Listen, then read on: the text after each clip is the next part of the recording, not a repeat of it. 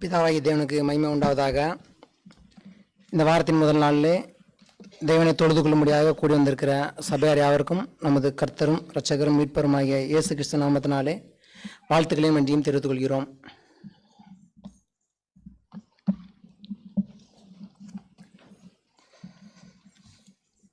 அப்போஸ்தலனாகிய பவுல் கொலோசியருக்கு எழுதின நிருபம்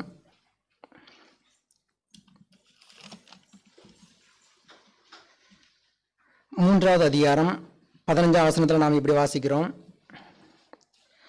தேவ சமாதானம் உங்கள் இருதயங்களில் ஆளக்கடவது, இதற்கென்றே நீங்கள் ஒரே சரீரமாக அழைக்கப்பட்டீர்கள், நன்றி அறிதல் உள்ளவர்களுமாயும் இருங்கள். ஸ்டார்டிங்கில் தேவ சமாதானம் உங்கள் இருதயங்களில் ஆளக்கடவது. சமாதானம் அப்படின்ற ஒரு வார்த்தையை இந்த நாளில் தியானிக்கலாம் அப்படின்னு யோசித்தோம். நாம் இந்த உலகத்திலே வாழும்போது அநேக சூழ்நிலைகளை கடந்து வருவோம். சந்தோஷம், துக்கம், கவலை, வருத்தம், போராட்டம், பிரயாசம், இப்படி அநேக சூழ்நிலை நம்ம கடந்து வருவோம். ஆனால் இதில் அதிகமாக நம்முடைய வாழ்க்கையில் என்ன இருக்கும் அப்படின்னா, அதிக நேரம் சந்தோஷம் இருக்கும், இல்லை அதிக நேரம் துக்கம். இந்த ரெண்டும் மாறி மாறி வரும், சந்தோஷமும் துக்கமும். ஆனால் இந்த ரெண்டுக்கும் இடைப்பட்ட ஒரு காரியமாக நம்ம எதை பார்க்கலாம் அப்படின்னா, இந்த சமாதானத்தை பார்க்கலாம். சந்தோஷம், நாம் அநேக நேரம் சந்தோஷப்படுவோம். சந்தோஷப்படும்போது அதிகமாக சந்தோஷப்படுவோம், எல்லாருமே ரொம்ப ஆர்வமாக இருப்போம். அதே தான் துக்கப்படும் போதும் அதிகமாக துக்கப்படுவோம், ரொம்ப சோர்ந்து போவோம். ஆனால் இந்த ரெண்டுக்கும் இடைப்பட்ட அந்த சமாதானம் அப்படின்றது எவ்வளோ ஒரு பெரிய சந்தோஷத்தையும் ஒரு சந்தோஷமான நிகழ்வையும் ஒரு சாதாரணமாக சரி ஓகே வாழ்க்கைனா சந்தோஷமும் இருக்கும் துக்கமும் இருக்கும் அப்படின்னு எடுத்துக்கிறதும், அதே போல் இன்னொரு பகுதி ஒரு துக்கம், ஒரு கஷ்டம், ஒரு பிரச்சனை, அதையும் கூட பெரிய அளவில் நம்முடைய மனதில் பாதிக்க விடாமல் ஒரு சாதாரணமாக சரி துக்கமும் இருக்கும் கஷ்டமும் இருக்கும் வாழ்க்கையில், நம்ம இதை பெருசாக எடுத்துக்கக்கூடாது, சமாதானமாக இருக்கணும். அதாவது சந்தோஷத்துக்கும் கஷ்டத்துக்கும் நடுவில் ஒரு பகுதி என்னென்னா சமாதானம். இந்த சமாதானத்தை இந்த நாளில் நம்ம எத்தனை பேர் இதில் நம்முடைய மனசில் இல்லை இருதயத்தில் வச்சுருக்கிறோம்? இதை எந்த அளவுக்கு நம்முடைய வாழ்க்கையில் நம்ம நடைமுறைப்படுத்துகிறோம்? இது சமாதானம் அப்படின்றது பேசும்போது சாதாரணமாக தெரியலாம், சமாதானமாக இருக்கணும் அப்படின்ட்டு. ஆனால் நடைமுறை அப்படின்னு வரும்போது, ஒரு துக்கம் ஒரு கஷ்டம்னு வரும்போது நம்ம அதை எந்த அளவுக்கு ஹேண்டில் பண்ணுறோம்? இல்லை ரொம்ப சோர்ந்து போகிறோமா, இல்லைன்னா வாழ்க்கைனா கஷ்டம் இருக்க தான் செய்யும், இதை கடந்து போகணும் அப்படின்ற ஒரு மனநிலையோடு போகிறோமா? அதனால் இந்த நல்ல சமாதானத்தை குறித்து பார்க்கும்போது, முதலாவது நம்முடைய சமாதானத்துக்கு காரணர் யாரு அப்படின்னா 2 கொரிந்தியர்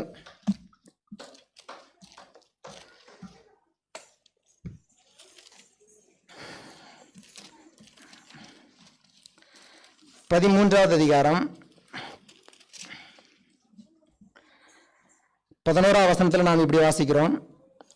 கடைசியாக சகோதரரே, சந்தோஷமாயிருங்கள், நற்சீர் பொருந்துங்கள், ஆறுதல் அடையுங்கள், ஏக சிந்தையாயிருங்கள், சமாதானமாயிருங்கள்.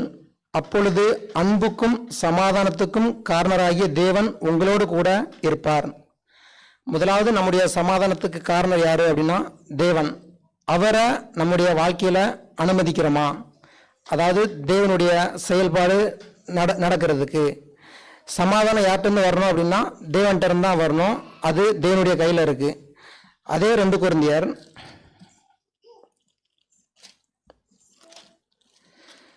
1வது அதிகாரம் 3வது வசனம் 4வது வசனத்தில் வாசிக்கும்போது, நமது கர்த்தராகிய இயேசு கிறிஸ்துவின் பிதாவாகிய தேவனும் இரக்கங்களின் பிதாவும் சகல விதமான ஆறுதலின் தேவனுமாய் இருக்கிறவருக்கு ஸ்தோத்திரம். தேவனால் எங்களுக்கு அருளப்படுகிற ஆறுதலினாலே எந்த உபத்திரவத்திலாகிலும் அகப்படுகிறவர்களுக்கு நாங்கள் ஆறுதல் செய்ய திராணி உள்ளவர்களாகும்படி எங்களுக்கு வரும் சகல உபத்திரவங்களிலேயும் அவரே எங்களுக்கு ஆறுதல் செய்கிறவர். நம்முடைய துக்கத்தை இல்லை ஒரு கஷ்டத்தை கடந்து வரணும் அப்படின்னா அதில் முக்கிய பங்கு யாருடையதாக இருக்கும்னா தேவனுடையதாக இருக்கும். நாம் தேவனை நம்முடைய இருதயத்தில் நினச்சா மட்டும்தான் அவருடைய சிந்தனை என்ன, அவருக்கு என்ன பிடிக்கும், இதை செய்யும்போது மட்டும்தான் ஒரு சமாதானம் நம்முடைய இருதயத்தில் இருக்கும். அதை தவிர நம்முடைய ஞானத்திலோ நம்முடைய பலத்திலோ இல்லை அநேக பிரச்சனைகள் வரும்போது நம்ம இப்படி மற்ற மனுஷங்கிட்ட ஷேர் பண்ணுவோம். எனக்கு இப்படி ஒரு கஷ்டம் இருக்குது, இப்படி ஒரு பிரச்சனை இருக்குது அப்படின்னா அவங்க உதவி செய்வாங்க அப்படின்னு யோசிக்கும் போதே இல்லை, நம்முடைய சமாதான கர்த்தர் யாரு, சமாதானர் யார் அப்படின்னா தேவன் தான். நமக்கு ஆறுதல் கொடுக்கிறவரும் யாரு அப்படின்னா தேவன் தான். அதுதான் நம்ம 3வது வசனத்துல வாச்சோம். நமது கர்த்தராகிய இயேசு கிறிஸ்துவின் பிதாவாகிய தேவனும் இரக்கங்களின் பிதாவும் சகல விதமான ஆறுதலின் தேவனுமா இருக்கிறவருக்கு ஸ்தோத்திரம். நம்மளை ஆறுதல் படுத்தினாலும் யாரால முடியும் அப்படின்னா தேவனால தான் முடியும். நமக்கு சமாதானத்தை கொடுக்கனாலும் யாரால முடியும்னா தேவனால தான் முடியும். தொடர்ந்து இதே 2 கொரிந்தியர் 7வது அதிகாரம்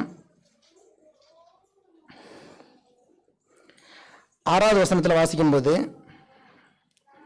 ஆகிலும் சிறுமைப்பட்டவர்களுக்கு ஆறுதல் செய்கிற தேவன் தீத்து வந்ததினாலே எங்களுக்கு ஆறுதல் செய்தார். சிறுமைப்பட்டவர்களுக்கு ஆறுதல் செய்கிற தேவன் அப்படிங்கும்போது நாம் நம்முடைய கஷ்டத்திலும் சிறுமையிலும் தேவனை நினைக்கும் போது அவர் நமக்கு ஆறுதல் செய்வார். இதே பகுதியை ரோமர்ல இப்படி வாசிக்கிறோம். ரோமர் 15வது அதிகாரம் 6வது வசனத்துல, பொறுமையையும் ஆறுதலையும் அளிக்கும் தேவன் கிறிஸ்து இயேசுவினுடைய மாதிரியின்படியே நீங்கள் ஏக சிந்தையுள்ளவர்களாக இருக்கும்படி உங்களுக்கு அனுக்கிரகம் செய்வாராக. தேவன்தான் ஆறுதலையும் பொறுமையை அளிக்கிறாரு. அப்படிங்கும்போது நமக்கு சமாதானத்துக்கு காரணம் யாரு அப்படின்னா தேவன் தான். இதுக்கு ஒரே ஒரு எடுத்துக்காட்டு நம்ம பழைய ஏற்பாட்டில் வாசிக்கும் போது 1 சாமுவேல்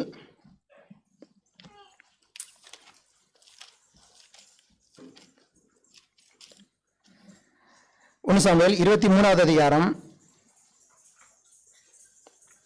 16வது வசனத்தில் வாசிக்கும் போது, அப்பொழுது சவுலின் குமாரனாகிய யோனத்தான் எழுந்து காட்டில் இருக்கிற தாவீதினிடத்தில் போய் தேவனுக்குள் அவன் கையை திடப்படுத்தி, நீர் பயப்பட வேண்டாம், என் தகப்பனாகிய சவுலின் கை உம்மை கண்டுபிடிக்க மாட்டாது, நீர் இஸ்ரவேலின் மேல் ராஜாவாயிருப்பீர், அப்பொழுது நான் உமக்கு 2வதாயிருப்பேன், அப்படி நடக்கும் என்று என் தகப்பனாகிய சவுலும் அறிந்திருக்கிறார் என்றான். அதாவது தாவீது சவுலுக்காக பயந்து ஒரு காட்டில் போய் ஒளிஞ்சிருக்கிறாரு. அங்க யோனத்தான் போய் அவரை சந்திக்கும் போது அங்க கூட அவர் சொல்ற ஒரு வார்த்தை என்னன்னா, நம்ம பார்த்துக்கலாம், நம்ம செஞ்சிடலாம், நம்மளால முடியும் இல்லை. கடைசியில் அந்த 16வது வசனம் கடைசியில், தேவனுக்குள் அவன் கையை திடப்படுத்தி, அப்பேற்பட்ட பிரச்சனையிலையும் தாவீதினுடைய இக்கட்டிலையும் அவர் யாரை நம்பியிருந்தார் அப்படின்னா தேவனை தான் நம்பியிருந்தாரு. தேவனுக்குள் தான் அவருடைய கையை திடப்படுத்தினாரு. அதனுடைய விளைவு ரிசல்ட் நமக்கு தெரியும், தாவீது என்னவானாரு அப்படின்ட்டு. அதனால நாம் இந்த பூமியில வாழும்போது அநேக கஷ்டங்களும் ரெண்டுமே இருக்கும், சந்தோஷமும் இருக்கும் கஷ்டமும் இருக்கும். இந்த ரெண்டுக்கும் இடைப்பட்ட ஒரு சமாதானத்தோடு எப்பவுமே நியூட்ரலா ரெண்டையுமே நம்மளை பெரிய அளவில் பாதிக்க விடக்கூடாது. சந்தோஷமும் அதிகமாகக்கூடாது, துக்கமும் அதிகமாகக்கூடாது. அப்படிப்பட்ட ஒரு இருதயத்தோடு நம்ம போவோம் அப்படின்னா இந்த பூமியில நம்ம சமாதானமா வாழலாம். நம்முடைய சமாதானத்துக்கு முதலாவது காரணர் தேவன். 2வது ஏசாயா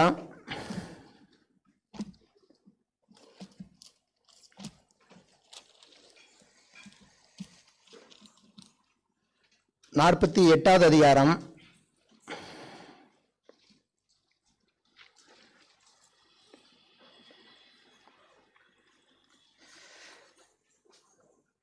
17-18 இப்படி வாசிக்கிறோம்.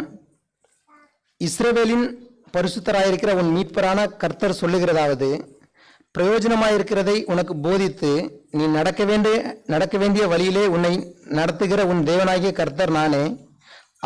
என் கற்பனையை கவனித்தாயானால் நலமாயிருக்கும். அப்பொழுது உன் சமாதானம் நதியைப் போலும் உன் நீதி சமுத்திரத்தின் அலைகளைப் போலும் இருக்கும். 2வது தேவனுடைய கற்பனை, அதாவது அவருடைய வசனம். இந்த இடத்துல சொல்லும்போது அவருடைய கற்பனைகளை கவனித்தாயானால் நலமாயிருக்கும். அப்பொழுது உன் சமாதானம் நதியைப் போலும் உன் நீதி சமுத்திரத்தின் அலைகளைப் போலும் இருக்கும். நாம் 2வதாக கவனிக்க வேண்டியது, இந்த பூமியிலே நாம் சமாதானமாக வாழ்றதுக்கு அவருடைய வசனம் நமக்கு மிகவும் அவசியம். அவருடைய வசனத்தை நாம் எந்த அளவு நம்முடைய நடைமுறை வாழ்க்கையிலே நாம் பயன்படுத்துகிறோமோ அந்த அளவிற்கு நம்முடைய இருதயத்தில் சமாதானம் இருக்கும். இது ரொம்ப அவசியமானது. வசனத்தை அநேக நேரம் நம்ம வாசிப்போம், அநேக நேரம் ஏதோ ஒரு மீட்டிங்லையோ இல்லை யாராவது பேசுகிறதையோ கேட்போம், அநேக நேரம் செய்தியை கூட கேட்போம். இந்த கேட்கிறதும் சரி வாசிக்கிறதும் சரி ரொம்ப எளிதானது. ஆனால் அவைகளை வாசிக்கிறபடி கேட்கிறபடி அவைகளை நம்முடைய வாழ்க்கையில் நடைமுறைப்படுத்தணும் அப்படின்னா அது கொஞ்சம் கஷ்டமாக இருக்கும். ஆனால் அதை நடைமுறைப்படுத்தி செஞ்சிட்டோம் அப்படின்னா அது நமக்கு இருதயத்துக்கு ஒரு மிகப்பெரிய சமாதானத்தை தரும். வசனத்தை கை கொண்டு அதன்படி நடக்கும்போது ஒரு மிகப்பெரிய சமாதானம் இருக்கும். அதை நம்முடைய வாழ்க்கையில் நம்ம செஞ்சால் நம்ம எல்லாருமே அதை ருசித்து பார்த்துருப்போம். இதே பகுதியை நம்ம ரோமரில் வாசிக்கிறோம்.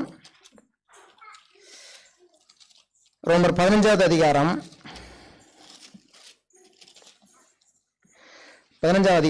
4வது வசனத்தில் வாசிக்கும்போது, தேவ வசனத்தினால் உண்டாகும் பொறுமையினாலும் ஆறுதலினாலும் நாம் நம்பிக்கையுள்ளவர்களாகும்படி முன்பு எழுதியிருக்கிறவைகள் எல்லாம் நமக்கு போதனையாக எழுதியிருக்கிறது. இதில் ஸ்டார்டிங்கில் வாசிக்கிறபடி தேவ வசனத்தினால் உண்டாகும் பொறுமையினாலும் ஆறுதலினாலும், இதில் இருந்தால் கிடைக்குது பொறுமையும் ஆறுதலும். அதனால் நாம் இந்த வசனத்தை வாசிக்கிறவர்களால் அல்ல, கேட்கிறவர்களால் அல்ல, இதன்படி செய்கிறவர்களாக இருக்க வேண்டும். இதன்படி செய்கிறதுக்கு என்ன பண்ணணும் அப்படின்னா ஒரே ஒரு உதாரணம் வாசிக்கலாம். நீதிமொழிகள் 1 பேதுரு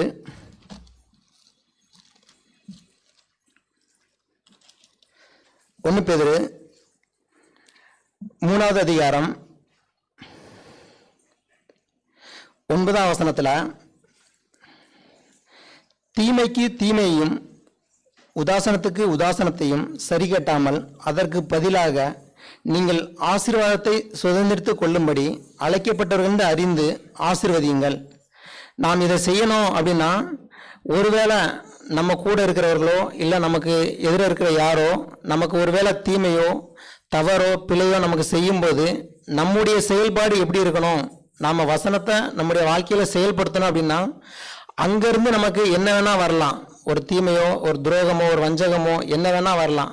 ஆனால் நம்முடைய செயல்பாடு எப்படி இருக்கணும் அப்படின்னா, தீமைக்கு தீமையை சரி கட்டக்கூடாது, உதாசனத்துக்கு உதாசனத்தை சரி கட்டக்கூடாது, அதற்கு பதிலாக நீங்கள் ஆசீர்வாதத்தை சுதந்திரித்து கொள்ளும்படி அழைக்கப்பட்டவர்கள் அறிந்து ஆசீர்வதியுங்கள். நமக்கு அவங்க மக்கள் என்ன வேணா கொடுக்கலாம், ஆனால் நம்மகிட்ட இருந்து என்ன வெளியே போகணும் அப்படின்னா அவங்கள ஆசீர்வாதம் தான் வெளியே போகணும், தீமைக்கு தீமையை சரி கட்டக்கூடாது அப்படின்னு தான் சொல்லுது. இதே பகுதியை நம்ம நீதிமொழியில் வாசிக்கிறோம். நீதிமொழிகள் 24வது அதிகாரம்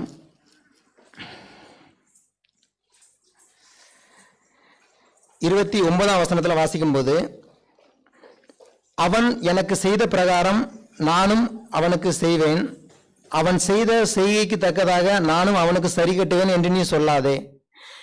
என்ன வேணா செய்யலாம், உலகத்தில் இருக்க மக்களாக இருக்கட்டும் இல்லை உலகத்தாராக இருக்கட்டும், யாரா வேணா இருக்கலாம், என்ன வேணா செய்யலாம். ஆனால் நம்ம அவங்களுக்கு திரும்ப என்ன செய்கிறோம், நம்ம வசனத்தை கை கொண்டு அதை நம்மளுடைய நடைமுறை வாழ்க்கையில் செயல்படுத்துகிறோம். அப்படிங்கும்போது நம்மகிட்ட இருந்து அவங்ககிட்ட என்ன போகுது அப்படின்றது ரொம்ப முக்கியமாக பார்க்கணும். நம்ம அவங்க என்ன செய்கிறாங்க அப்படின்றது அது அவங்களுடைய பாடு. ஆனால் நாம் திரும்ப அவங்களுக்கு என்ன சொல்கிறோம் இல்லை அவங்களுக்கு என்ன செய்கிறோம், இதுதான் நாம் வசனத்தை நம்முடைய நடைமுறை வாழ்க்கையில் செய்கிறது.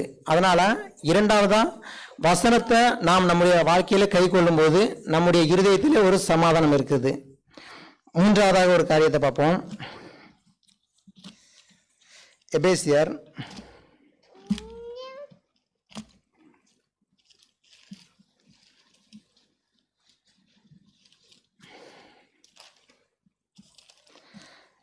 6வது அதிகாரம்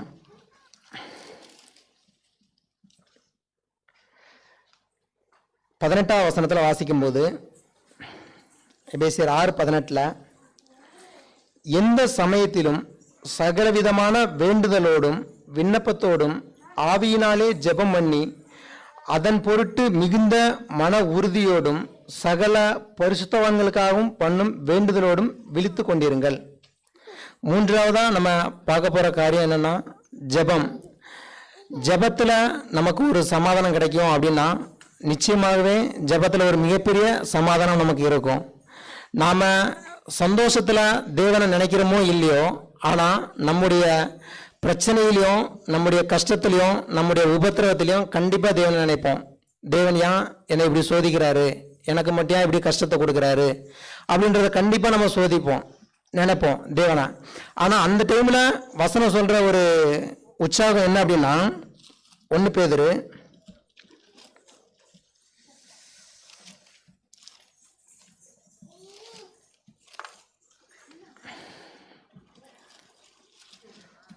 5வது அதிகாரம் 7வது வசனத்தில் வாசிக்கும்போது, அவர் உங்களை விசாரிக்கிறவர் ஆனபடியால் உங்கள் கவலைகள் எல்லாம் அவர் மேல் வைத்து விடுங்கள். நம்முடைய பிரச்சனைகள் நம்ம தேவன் நினைக்கும் போது வசனம் சொல்ற ஒரு பகுதி என்னன்னா, அவர் நம்மளை விசாரிப்பாரு. அப்பனா நம்மளுடைய கவலையெல்லாம் தேவன் மேல வச்சுட்டோம் அப்படின்னா அதுல இருந்து நமக்கு ஒரு சமாதானம் கிடைக்கும். எப்பவுமே நம்ம ஒரு பிரச்சனையை தூக்கிட்டு சுற்றும் போது தான் அங்கே கஷ்டம். அந்த வருத்தத்தோட போராட்டத்தோடு இருக்கும்போது தான் பிரச்சனை. நாம் ஜெபம் பண்ணுறோம், நம்முடைய பிரச்சனையும் நம்முடைய கஷ்டத்தையும் தேவன்கிட்ட சொல்கிறோம், அதிலிருந்து விட்டுட்டு மீண்டு வந்துடுறோம் அப்படின்னா அதுக்கப்புறம் நமக்கு ஒரு சமாதானம் இருக்கும். நம்ம அந்த பிரச்சனையை குறித்தோ அந்த கஷ்டத்தை குறித்தோ அதுக்கப்புறம் நம்ம யோசிக்க வேண்டியதில்லை. இதை நம்ம தேவன்கிட்ட சொன்னிட்டோம், அவர் கண்டிப்பாக செய்வார் அப்படின்ற விசுவாசத்தோடு கடந்து போகணும். இல்லை நம்ம இப்படி இருக்கக்கூடாது. நம்ம வீட்டில் ஒரு பொருளை எடுத்துகிட்டு இன்னொரு இடத்துல கொண்டு போய் வைக்கலான்னு கொண்டு போவோம். கையில் கொண்டு போயிட்டு அங்கே கொண்டு போய் வைக்காமல் ஞாபகம் மாதிரி தான் திரும்ப பழைய இடத்துக்கே நிற்போம். அது எப்படி இருக்குன்னா, தேவன்கிட்ட சொல்லிட்டு ஜெபம் பண்ணி முடிச்சுட்டு வந்த உடனே மறுபடியும் அதே கஷ்டத்தை அதே பிரச்சனையை தலை மேலே தூக்கி வச்சுட்டு, ஐயோ நான் என்ன பண்ணுவேன், யார் என்ன காப்பாற்றுவா, இப்படி ஒரு பிரச்சனை இருக்குது. எப்பவுமே அதை நம்ம யோசிக்கவே கூடாது. நம்முடைய பிரச்சனையில கஷ்டத்தில் தேவனை நினைக்கிறோம் அப்படிங்கும்போது எப்போ அவர்கிட்ட ஜெபம் பண்ணுறோமோ தேவன்கிட்ட சொன்னோமோ கண்டிப்பாக அவர் பார்த்துப்பார் அப்படின்ற ஒரு விசுவாசத்தோட நம்ம அடுத்த பகுதிக்கு கடந்து போனோம் அப்படின்னா கண்டிப்பாக அதற்கான பதிலை தேவன் தருவார். ஏன்னா அவருடைய செவி எதுக்கு நோக்கமாக இருக்கு. நாம் அநேக நேரம் இந்த வசனத்தை வாசிச்சிருப்போம்.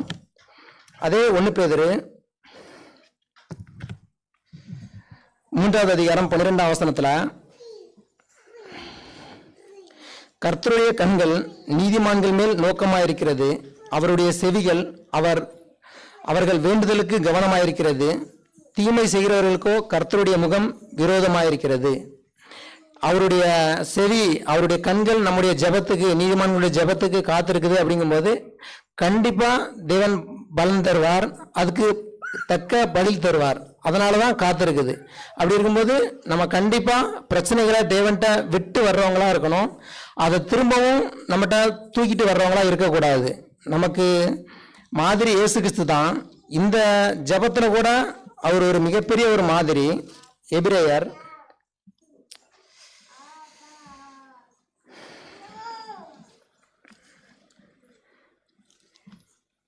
5வது அதிகாரம் 7வது வசனத்தில் வாசிக்கும் போது, அவர் மாம்சத்தில் இருந்த நாட்களில் தம்மை மரணத்தினின்று ரட்சிக்க வல்லமையுள்ளவரை நோக்கி பலத்த சத்தத்தோடும் கண்ணீரோடும் விண்ணப்பம் பண்ணி வேண்டுதல் செய்து தமக்கு உண்டான பயபக்தி நிமித்தம் கேட்கப்பட்டு அவர் குமாரனாய் இருந்தும் பட்ட பாடுகளினாலே கீழ்ப்படிதலை கற்றுக்கொண்டு. அந்த இயேசு கிறிஸ்துக்கு ஒரு ஜெபம் தேவைப்பட்டது, அவர் காப்பாற்றிக் கொள்றதுக்கு. மாம்சத்தில் இருந்த நாட்களில் தம்மை மரணத்தினின்று ரட்சிக்க வல்லமையுள்ளவரை நோக்கி அவருக்கு ஒரு காரியம் இருந்துச்சு, எப்படி ஆயினும் சிலுவையில ஜெயிக்கணும். அதுக்காக அவர் ஜெபம் பண்ணார்.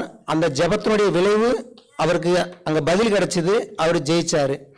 நாமும் கூட ஜெபிக்கிற விஷயத்துல அதான். எந்த ஒரு பிரச்சனையா இருக்கட்டும், கஷ்டமா இருக்கட்டும், தேவன்கிட்ட சொல்லும்போது அவர் கண்டிப்பா செய்வாரு. அதுக்கு மேல நம்ம யோசிக்க வேண்டாம். 3 காரியங்களை பார்த்தோம். நம்ம அந்த பூமியில சமாதானமா வாழ்றதுக்கு முதலாவது காரியம் நம்முடைய தேவன், அவரை நம்ம பிடிச்சிக்கிட்டோம் அப்படின்னா கண்டிப்பா சமாதானமா வாழலாம். 2வது அவருடைய வார்த்தை, அதாவது தேவனுடைய வசனம், அதை நம்முடைய நடைமுறை வாழ்க்கையில நாம் செய்யும் போது கண்டிப்பாக நம்முடைய இருதயத்தில் ஒரு சமாதானம் இருக்கும். 3வது ஜெபம். ஜெபத்திலே நாம் கண்டிப்பாக தேவன்கிட்ட கேட்கும்போது அவர் கண்டிப்பாக தருவார். நம்முடைய பிரச்சனைகளையும் கஷ்டங்களையும் சொல்லி முடிக்கும் போது அதுலேருந்து ஒரு மிகப்பெரிய ஒரு ஆறுதல், ஒரு சமாதானம், ஒரு தேர்தல் நமக்கு கிடைக்கும். சரி, இந்த 3 காரியமே நான் செஞ்சா ஓகேவா, இந்த 3 காரியமும் செஞ்சா முடிஞ்சிருமா அப்படின்னா இல்லை. இதுக்கப்புறம் ஒவ்வொரு தனிப்பட்ட மனிதனும் இன்னும் ஒரு ரெண்டு காரியங்கள்ல ரொம்ப கவனமா இருக்கணும். என்ன காரியம் அப்படின்னா, பிரசங்கி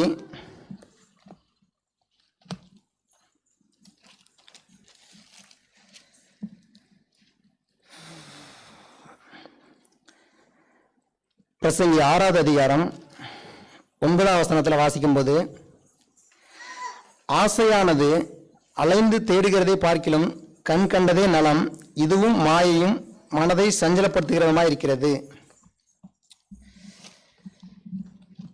ஒவ்வொரு தனிப்பட்ட நபரும் கவனமாக இருக்க வேண்டிய அடுத்த ஒரு முக்கியமான விஷயம், ஒவ்வொருவரும் அவர்களுடைய மனதிலே, அதாவது இருதயத்திலே மிகவும் கவனமாக இருக்கணும். அப்பொழுதுதான் நமக்கு இந்த பூமியில ஒரு சமாதானம் இருக்கும். நான் இந்த மூணையுமே செய்கிறேன், ஆனால் என்னுடைய மனதோ என்னுடைய இருதயமோ என்னுடைய கண்ட்ரோலில் இல்லை, அது நினைக்கிறதெல்லாம் வாங்கணும்னு ஆசைப்படுது, இல்லை போகிற இடம்லாம் போகணும்னு தோணுது. அப்படி ஒரு இருதயத்தோடு ஒரு மனசோடு நம்ம இருக்கிறோம் அப்படின்னா இந்த பூமியில் சமாதானம் இருக்குமானா இல்லை. எப்போ மனசு போன போக்கில் நம்ம போகாமல் நம்முடைய கண்ட்ரோலில் இல்லை, நம்முடைய பலன் தான், நம்முடைய தகுதி தான் அப்படின்னு மனசை நம்முடைய கண்ட்ரோலில் வைக்கிறோமோ அப்போ பூமியில் ஒரு சமாதானம் இருக்கும். இதுக்கு ஒரு எடுத்துக்காட்டு 1 சாமுவேல்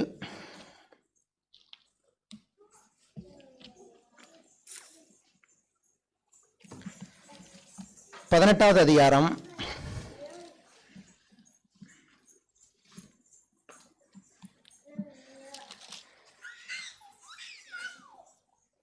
28வது வசனத்தில் வாசிக்கும்போது, கர்த்தர் தாவீதோடு இருக்கிறார் என்று சவுல் கண்டறிந்து கொண்டான். சவுலின் குமாரத்தியாகிய மீகாலும் அவனை நேசித்தாள். ஆகையால் சவுல் இன்னும் அதிகமாய் தாவீதுக்கு பயந்து தான் உயிரோடு இருந்த நாளெல்லாம் தாவீதுக்கு சத்துருவாய் இருந்தான். சவுல் ராஜாவா இருக்கும்போது தான் தாவீது அங்க படையில போய் சேர்றாரு. அவர் ராஜா, இவர் படையில ஒரு வீரன். ஆனா சவுல் என்ன சொல்றாரு அப்படின்னா, ஆகையால் சவுல் இன்னும் அதிகமாய் தாவீதுக்கு பயந்து தான் உயிரோடு இருந்த நாளெல்லாம் தாவீதுக்கு சத்துருவாய் இருந்தான். அவர் சவுல் ராஜா, அவர் நினைச்சா என்ன வேணா செய்யலாம். அவர்கிட்ட இல்லாத அதிகாரம் இல்லை, அவர்கிட்ட இல்லாத படை இல்லை, எல்லாமே அவருக்கு இருந்துச்சு. ஆனா அவருடைய மனசு எங்க இருந்துச்சுன்னா, தேவன் தாவீதை தெரிந்து கொண்டாரு, இதுக்கப்புறம் நம்முடைய பையன் பட்டத்துக்கு வரமாட்டான், பட்டத்துக்கு யார் வரப்போறா அப்படின்னா தாவீது தான் வரப்போறாரு. அந்த ஒரே ஒரு விஷயத்துல அவருடைய மனசு அடிச்சுது. அதனுடைய விளைவு அவருக்கு எல்லாமே இருந்தும் எல்லாத்தையும் விட்டுட்டு அந்த ஒரு மனுஷனுக்காக காட்டுல போயிட்டு கெபில போய் அந்த அளவுக்கு அவருடைய மனசு என்னவா இருந்ததுன்னா, தேவன் நமக்கு இவ்வளவு கொடுத்திருக்கிறாரா, ஏன்னா சமஸ்த இஸ்ரவேலுக்கும் ராஜா, 12 கோத்திரத்துக்கும் ராஜா யாருன்னா சவுலு. இவரு ஒரே மனுஷன் தாவீது, இதுவும் இவர் பெரிய ஆளா இல்ல, படையில ஒரு வீரர். அப்படி இருந்த ஒரு ஆளை தேடி காட்டுல போறதும் குகையில போறதும் தேசம் தேசமா போய் அலையிறதும், அவருக்கு கொடுக்கப்பட்ட வேலை ராஜாவா இருக்கணும், மக்கள் ஆட்சி செய்யணும், மக்கள் மேல கவனமா இருக்கணும். ஆனா இந்த காலத்துல சொல்ல போதுதான், அதாவது வாரிசு அரசியல், தனக்கு பின்னாடி தன்னுடைய பையன் வரணும், அப்படின்னா அதுக்கு வேற யாரும் இறந்தலா இருக்கக்கூடாது. இந்த காலத்துல அப்படிதான் போகுது. அந்த காலத்திலே சவுல் அதை யோசிச்சிருக்காரு. அவரு யோனத்தான் சொல்ற ஒரு ஸ்டேட்மெண்ட், அதே 1 சாமுவேல்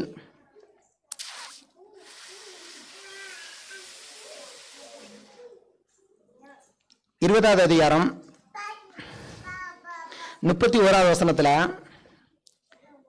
ஈசாயின் மகன் பூமியின் மேல் உயிரோடு இருக்கும் நாள் வரையும் நீயானாலும் உன் ராஜ்யபாரமானாலும் நிலைப்படுவதில்லை.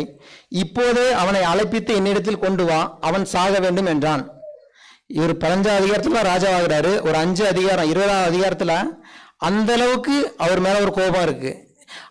அவர் உயிரோடு இருந்தா கண்டிப்பா நீ ராஜ்யபாரத்துல வரமாட்டா, அவர் சாகணும், அப்போதான் உன்னுடைய ராஜ்யபாரம் நிலைப்படும். தேவன் இவ்வளவு கொடுத்தாரு, நம்மளை ராஜாவா ஏற்படுத்தினாரு. ராஜாவா ஏற்படுத்தும் போது அவருடைய சிந்தனை எப்படி இருந்ததுன்னா, எவ்வளவு ஒரு சின்ன கோத்திரத்துல இருந்து நான் வந்திருக்கிறேன் அப்படி ஒரு சிந்தனை இருந்தாரு. ஆனா ராஜாவானதுக்கு அப்புறமா இல்ல, என்னுடைய பையனை தவிர வேற யாரும் சீட்டுக்கு வரக்கூடாதுன்னு இப்படி ஒரு மனநிலையோடு இருந்தாரு. இந்த ஒரு மனசு நம்மகிட்ட இருக்கும் அப்படின்னா இந்த பூமியில நம்ம சமாதானமா வாழ்றது ஒரு ரொம்ப கஷ்டமான விஷயம். முதலாவது நம்முடைய மனதை நாம் நம்முடைய கண்ட்ரோல்ல வச்சிருக்கணும். அது சொல்றதை நம்ம கேட்கக்கூடாது, நம்ம சொல்றதை அது கேட்கணும். அப்பதான் இந்த பூமியில நம்ம சமாதானமா வாழ முடியும். இரண்டாவது,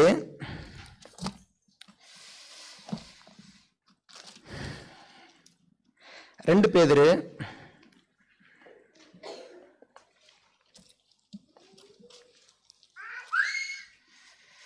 2வது அதிகாரம்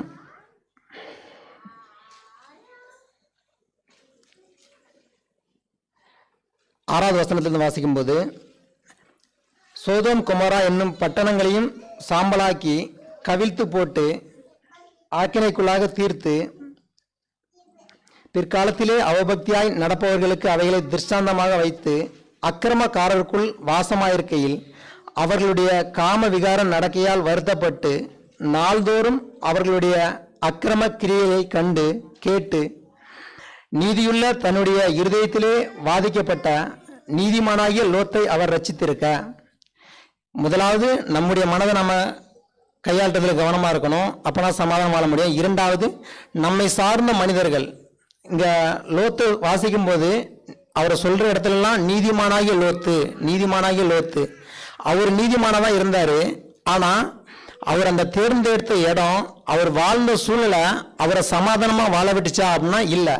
இந்த 8வது வசனத்துல வாசிக்கும் போது, நாள்தோறும் அவர்களுடைய அக்கிரம கிரியைகளை கண்டு கேட்டு நீதியுள்ள தன்னுடைய இருதயத்தில் வாதிக்கப்பட்ட, அதாவது அவர் இருந்த சூழ்நிலை அவர் நீதிமானா இருந்தா கூட அவரை சமாதானமா வாழ விடல.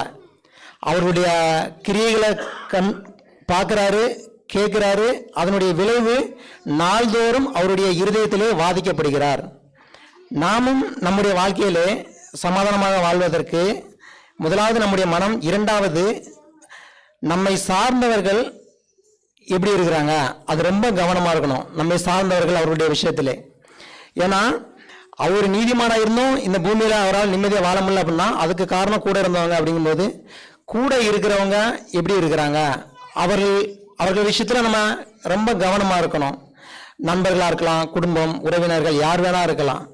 அவர்கள் நம்முடைய இருதயத்தை துக்கப்படுத்தவோ கஷ்டப்படுத்தவோ இல்லை ஒரு நிம்மதி இல்லாம செய்யவோ அப்படிப்பட்ட ஒரு நபர்களா இருக்கிறாங்க அப்படின்னா நாம் அவர்கள்ட்ட ரொம்ப கவனமா இருக்கணும். நம்ம குறிப்பாக குடும்பத்தில் சொல்லும்போது குடும்பத்தில் ரொம்ப கவனமா இருந்து நாம் அவர்களுக்கு என்ன கொடுக்கணுமோ அதான் அவங்களுக்கு நம்ம திரும்ப கொடுப்பாங்க. நாம குடும்பத்தை நம்ம கவனமா பார்த்துட்டு அவருடைய தேவைகள் என்ன எல்லாத்தையும் செய்யும்போது அவர்கள் கண்டிப்பா நமக்கு திரும்ப துக்கத்தையோ கஷ்டத்தையோ தரப்போறதில்லை. நாம் அவர்களுக்கு சந்தோஷத்தை கொடுக்கும்போது அவர்களும் நமக்கு சந்தோஷத்தான் கொடுப்பாங்க. அதனால நம்ம இந்த பூமியில சமாதானமா வாழணும்னா நம்முடைய குடும்பத்தாரும் நம்முடைய சுற்றுப்புறத்தாரும் ரொம்ப அவசியம். அவர்களுடைய விஷயத்துல கூட நம்ம கவனமா இருக்கணும். அவர்களுடைய கஷ்டம், அவர்கள் நம்மளை டிஸ்டர்ப் பண்ணாங்க அப்படின்னா நம்ம இந்த பூமியில சமாதானமா வாழ முடியாது. அதுக்கு ஒரு எடுத்துக்காட்டு தான் லோத்து. அவரும் சரி, அவருடைய குடும்பமும் சரி, அவருடைய குடும்பத்தோடு தான் அவர் காக்கப்பட்டார். ஆனாலும் கூட அவரால் அங்க சமாதானமா வாழ முடியல. அப்படி ஒரு சூழ்நிலையில அவர் வாழ்ந்தார். நாமும் கூட நம்முடைய சூழ்நிலை இப்போ என்னவா இருக்குது, எப்படிப்பட்ட ஒரு மக்கள் மத்தியில வாழ்றோம், அங்க என்ன இருக்குது, நாம தேவன்கிட்ட அதிகமா சேர்றதுக்கான ஒரு சூழ்நிலையா இல்ல தேவனை விட்டு அதிகமா தூரம் போறதுக்கான ஒரு சூழ்நிலையா, எப்படி ஒரு சூழ்நிலையில இருக்கிறோம், அதுலயும் கூட நம்ம கவனமா இருக்கணும். இந்த 5 காரியங்களும் நம்முடைய சிந்தனையில வைப்போம். எபேசியர் பண்ணிக்கணும், பிலிப்பியர்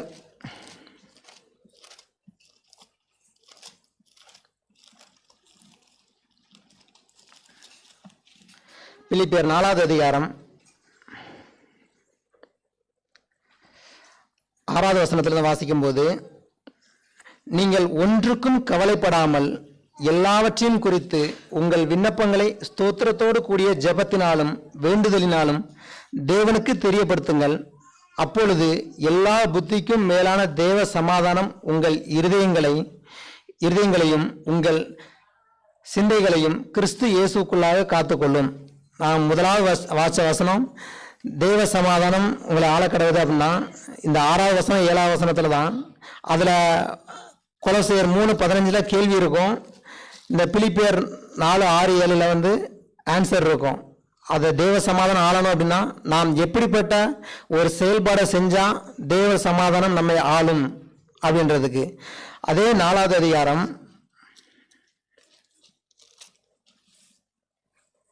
11ஆம் வசனத்தில் வாசிக்கும்போது, என் குறைச்சலினால் நான் இப்படி சொல்லுகிறதில்லை, ஏனெனில் நான் எந்த நிலைமையில் இருந்தாலும் மன ரம்யமாய் இருக்க கற்றுக்கொண்டேன். தாழ்ந்திருக்கவும் எனக்கு தெரியும், வாழ்ந்திருக்கவும் எனக்கு தெரியும். எவ்விடத்திலும் எல்லாவற்றிலும் திருப்தியாயிருக்கவும் பட்டினியாயிருக்கவும் பரிபூர்ணமடையவும் குறைவுபடவும் போதிக்கப்பட்டேன். பவுல் இந்த இடத்துல சொல்லும்போது அவர் எழுதி காட்டுறாரு இல்லை, அவர் வாழ்ந்ததை சொல்றாரு. நான் எப்படி வாழ்ந்தேன், எனக்கு தாழ்ந்திருக்கவும் தெரியும், உயர்ந்திருக்கவும் தெரியும், பட்னியா இருக்கவும் தெரியும், பரிபூர்ணமடையவும் தெரியும். இப்படிப்பட்ட சூழ்நிலையும் அந்த 11வது வசனம் கடைசியில மன ரம்யமா இருக்க கற்றுக்கொண்டேன் அப்படிங்கும்போது அவர் வாழ்ந்ததை இங்க எழுதி காட்டுறாரு. இப்படியா நான் வாழ்ந்துகிட்டு இருக்கேன், எனக்கு தெரியும் அப்படின்ட்டு. நம்முடைய வாழ்க்கையிலும் நாம் எந்த ஒரு சூழ்நிலையிலும் இந்த மன ரம்யம் அப்படின்ற ஒரு வார்த்தை எந்த ஒரு பிரச்சனையோ கஷ்டத்தையோ நம்மளை பெரிய அளவுல நம்மளுடைய மனதில் தாக்காதவாறு, நம்முடைய இருதயத்தில் பாதிக்காதவாறு இந்த ஒரு வார்த்தை நம்மளை காப்பாற்றும். இப்படிப்பட்ட ஒரு சிந்தையோடு இருக்கிறோம் இல்லை, அடிப்படையா சந்தோஷம் துக்கம் இதுதான் வாழ்க்கை அப்படிங்கும்போது இந்த ரெண்டுமே போகும். இது அந்த டைம்ல இதை கடந்து போறோமா, அவ்வளவுதான். அதிலே உட்காந்து கஷ்டப்பட்டா நம்ம ரொம்ப சோர்ந்து போவோம். அதை கடந்து போனோம் அப்படின்னா ஒரு சமாதானத்தோட இந்த பூமியில வாழலாம். பொறுமையான கவனத்துக்கு நன்றி.